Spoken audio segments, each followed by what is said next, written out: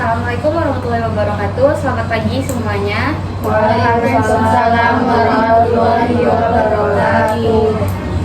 Nah, baik teman-teman, sebelum kita memulai bimbingan kelompok kita hari ini, ada baiknya teman-teman semua menandatangani daftar hadir ini. Jadi agar saya tahu bisa siapa-siapa saja yang hadir di dalam kegiatan kita hari ini.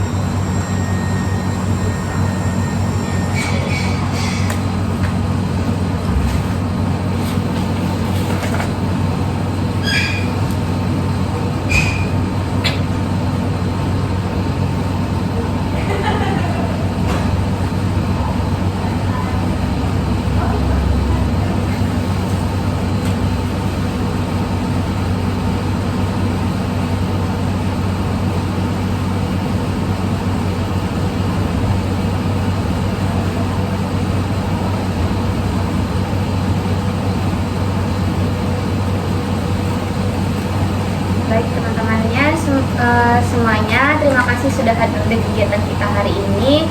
Bagaimana kabarnya semua? Apakah sehat? Sehat. Baik, semoga kita semua sehat selalu ya. Nah, untuk memulai bimbingan kelompok ini ada baiknya kita untuk berdoa terlebih dahulu. Doa akan dipimpin oleh Nurdiana Hayati Siregar. Silakan. Bismillahirrahmanirrahim. Ya Allah, Tuhan yang Maha Pengasih dan Maha Penyayang, kami bersyukur atas kesempatan yang Engkau berikan kepada kami untuk berkumpul dalam kegiatan bimbingan konseling ini. Kami memohon agar Engkau memberkahi setiap langkah dan niat kami.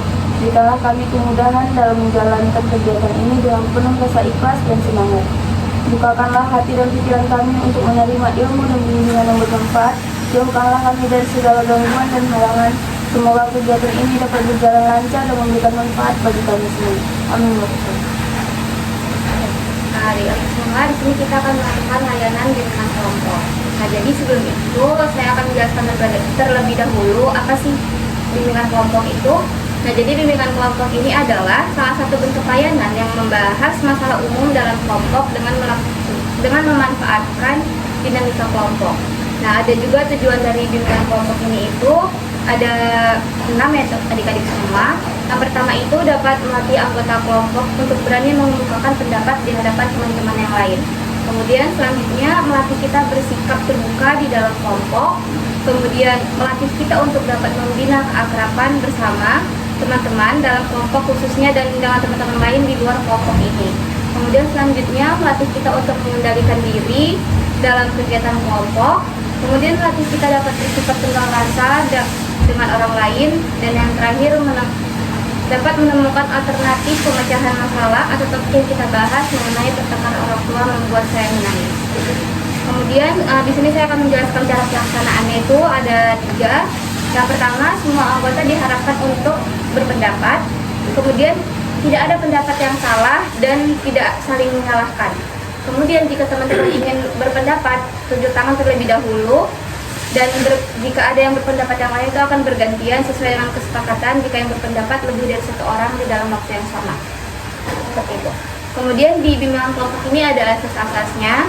Yang pertama itu ada asas keaktifan, di mana ini itu diharapkan untuk semua anggota kelompok agar aktif berpendapat dan melakukan solusi yang dibahas dalam kelompok ini. Kemudian yang kedua itu ada asas keterbukaan. Nah, jadi asas keterbukaan ini itu diharapkan untuk semua anggota kelompok untuk bersikap terbuka, memberikan ide-ide dan saran-saran terhadap topik yang kita bahas. Kemudian asas kemandirian, ini maksudnya diharapkan semua anggota kelompok mandiri dalam melakukan alternatif pemecahan masalah yang sudah kita bahas di pertemuan ini. Kemudian asas kehormatifan yang terakhir, maksudnya setiap anggota kelompok untuk berpendapat dengan sopan dan santun, dan tunjuk tangan terlebih dahulu bagi yang ingin berpendapat. Nah, jika di antara itu ada 2 orang serentak tunjuk tangan, maka kita berkesepakatan siapa yang terlebih dahulu mengumumkan pendapatnya. Seperti itu. Kemudian kita masuk ke tahap peralihan. Nah, jadi di sini kita lanjutkan kegiatan kita dengan membahas topik pada pertemuan ini, yaitu topiknya pertengkaran orang tua membuat saya menangis. Nah, jadi apakah semua teman-teman siap untuk kita melaksanakan bimbingan kelompok kita hari ini? Siap. Baik. Selanjutnya teman-teman, topik bimbingan kelompok kita hari ini adalah pertengkaran orang tua membuat saya menangis. Nah, sampai di sini ada yang belum dipahami untuk adik-adik sekalian? Kalau ada silakan bertanya kepada saya. Tidak ada. Baik, kalau tidak ada kita lanjutkan ya. Nah, jadi kenapa penting kita membahas topik kita hari ini? Kenapa? Karena dengan kita membahas topik pertengkaran orang tua membuat kita adik-adik sekalian menangis, kita menjadi tahu apa saja faktor-faktor dari permasalahan tersebut dan apa dampaknya, dan kita jadi tahu bagaimana solusi untuk menangani permasalahan tersebut. Nah, selanjutnya di sini saya akan bertanya kepada adik-adik semua. Menurut adik-adik semua, apa sih yang menjadi faktor penyebab pertengkaran orang tua ini membuat adik-adik semua menangis? Ada yang ingin menyampaikan pendapatnya? Silakan tunjuk tangan terlebih dahulu. Baik, kepada adik-adik silakan. Saya merasa tidak berdaya saat melihat orang tua bertengkar. Saya mungkin merasa tidak bisa melakukan apapun untuk menghentikannya. Perasaan saya tidak berdaya ini seringkali membuat hati jadi serak dan ingin menangis. Baik, terima kasih. Ada lagi yang menyampaikan pendapatnya? Baik, dipersilakan. Karena cinta dan sayang saya kepada orang tua, karena saya sangat menyayangi mereka, melihat mereka yang saling menyakiti misalnya dengan kata-kata bisa melukai perasaan saya sendiri. Baik, terima kasih. Ada lagi yang menyampaikan pendapatnya? Baik, dipersilakan.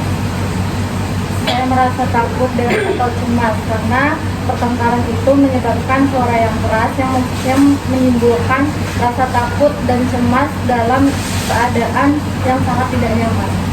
Baik, terima kasih. Ada lagi yang menyampaikan pendapatnya? Baik, dipersilakan. Takut kehilangan atau perpisahan, ada kekhawatiran bahwa pertengkaran itu bisa berujung pada hal-hal yang lebih besar seperti perpisahan orang tua. Ketakutan akan perubahan dalam keluarga yang sangat wajar membuat saya sedih. Nah, baik. Jadi untuk semua pendapat teman adik-adik semua sudah bagus. Jadi dapat saya simpulkan, faktor penyebab dari adik-adik semua mengalami pertengkaran membuat adik-adik menangis itu adalah bisa membuat adik-adik merasa cemas, takut akan adanya kejadian-kejadian yang tidak diinginkan. Seperti itu. Kemudian selanjutnya menurut adik-adik semua, apa sih akibat atau dampak dari pertengkaran orang tua membuat adik-adik ini menangis? Ada yang ingin menyampaikan pendapatnya?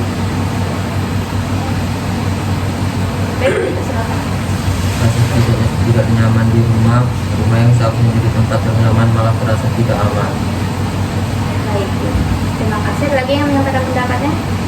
Baik, silakan. Sulit berkonsentrasi, pikiran yang dipenuhi kekhawatiran tentang kondisi orang tua bisa mengganggu fokus saya dalam belajar, bekerja, atau menjalani aktivitas. Terima kasih. Ada lagi yang menyampaikan pendapatnya? Baik, dipersilakan. Perasaan saya sedih atau tertekan karena suasana rumah jadi terasa berat, sehingga hal-hal tersebut saya tidak menyukai keadaan tersebut. Terima kasih. Ada lagi? Baik, dipersilakan. Saya menjadi lebih sensitif atau mudah marah. Emosi saya yang tidak stabil karena suasana rumah yang tegang bisa membuat saya lebih mudah tersinggung atau merasa lelah secara emosional. Baik, terima kasih untuk semua pendapat yang sudah adik-adik berikan. Jadi dapat saya simpulkan dampak dari adik-adik mengalami pertengkaran orang tua membuat adik-adik semua menangis itu bisa membuat kalian menjadi lebih sensitif, mudah marah, tertekan, dan mengganggu semua pembelajaran dengan adik-adik semua. Baik, untuk selanjutnya, setelah kita tadi mengetahui apa dampak dari permasalahan kita dan faktor penyebabnya, nah untuk yang terakhir ini, apa sih menurut adik-adik semua solusi yang dapat adik-adik lakukan mengenai topik kita hari ini? Ada yang ingin menyampaikan pendapatnya terlebih dahulu? Baik, itu silakan. Saya akan mencari tempat yang lebih tenang karena saat suasana memanas, saya mungkin menjauh sejenak dari tempat yang dimana membuat saya tidak nyaman. Baik, terima kasih. Ada lagi yang ingin menyampaikan pendapatnya? Baik, silakan. Ungkapan perasaan lewat tulisan atau curhat ke orang terpercaya, menulis di jurnal atau bicara dengan sahabat, saudara, atau konselor bisa membantu meringankan beban hati saya sehingga saya nggak harus memendam semuanya sendiri. Baik, terima kasih. Ada lagi yang menyampaikan pendapatnya? Baik, dipersilakan. Ingat bahwa pertengkaran bukan salah saya. Kadang menangis muncul karena merasa bersalah atau ikut terbawa. Tapi penting untuk menyadari bahwa konflik orang tua bukan tanggung jawab saya, dan kamu dan saya berhak merasa tenang. Baik, terima kasih. Ada lagi yang menyampaikan pendapatnya? Baik, dipersilakan. Alihkan perhatian ke hal yang menenangkan saya. Dengarkan musik yang menenangkan saya. Nonton sesuatu yang ringan. Menggambar atau berdoa. Aktivitas ini bisa membantu mengalihkan rasa sedih saya dengan cara yang sehat. Baik, terima kasih. Solusi-solusi yang sudah adik-adik berikan semua itu sangat bagus. Jadi dapat saya simpulkan solusi yang adik-adik berikan itu dapat berupa menulis catatan ketika sedang merasa sedih, atau mencari tempat aman, atau mengalihkan perhatian ke hal-hal lain seperti itu. Nah, jadi teman-teman sekalian, adik-adik sekalian, waktu kita sudah hampir berakhir. Sebelum itu silakan adik-adik sekalian untuk menyampaikan kesan dan hasil apa saja yang adik-adik dapatkan dari kegiatan kita pada hari ini. Ada yang ingin menyampaikan kesannya? Silakan angkat tangan. Baik, dipersilakan. Topik ini benar-benar menyentuh perasaan saya saat dibahas. Rasanya seperti membuka kembali luka yang pernah saya rasakan. Saya menangis bukan hanya karena sedih, tapi karena saya merasa didengar dan dipahami. Layanan BKP ini mampu menyajikan isu yang sangat sensitif. Dengan seperti ketulusan membuat saya merasa tidak sendirian dalam menghadapi hal seperti ini. Pesan yang saya dapat yaitu saya berharap layanan seperti ini terus ada dan semakin berkembang. Banyak anak di luar sana yang memendam luka batin karena konflik orang tua tapi tidak tahu harus bicara ke siapa. BKP bisa menjadi tempat aman untuk mereka bercerita dan menemukan harapan. Semoga lebih banyak orang tua juga bisa memahami dampak dari pertengkaran mereka terhadap anaknya. Baik, terima kasih. Nah, jadi teman-teman, kegiatan kita sudah hampir berakhir. Sebelum kita menutup kegiatan kita hari ini, ada baiknya kita berdoa terlebih dahulu. Doa akan dibawakan kembali oleh Nurdiana Hayati Siregar. Nurdiana Hayati Siregar, silakan. Baik, untuk menutup kegiatan kita kali ini, marilah kita berdoa bersama-sama yang akan saya pimpin. Bismillahirrahmanirrahim. Segala puji bagi Allah, Tuhan semesta alam. Kami bersyukur atas segala rahmat dan karunia-Mu selama kegiatan ini berlangsung. Terima kasih atas kesempatan dan kekuatan yang Engkau berikan kepada kami untuk belajar dan berbagi dalam BKP ini.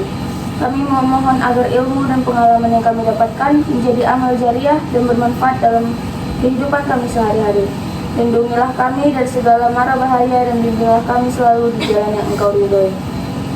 Dengan penuh harap kami menutup kegiatan ini, semoga dapat bertemu kembali dalam keadaan sehat dan sukses. Amin. Teman-teman, sebelum benar-benar kita tutup kegiatan kita hari ini, mari kita bernyanyi lagu yang berjudul Sayonara. Apakah semuanya tahu lagu Sayonara? Tahu. Yang Sayonara, Sayonara. Mari kita nyanyikan ya.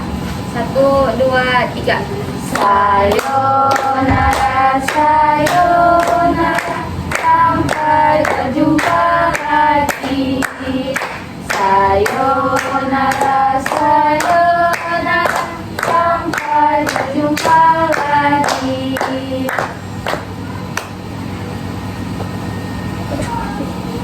Baik, sekian kegiatan bimbingan kelompok kita hari ini. Terima kasih untuk semua teman-teman yang sudah hadir menyempatkan waktunya. Saya tutup. Wabillahi taufiq wal hidayah. Assalamualaikum warahmatullahi wabarakatuh. Waalaikumsalam warahmatullahi wabarakatuh.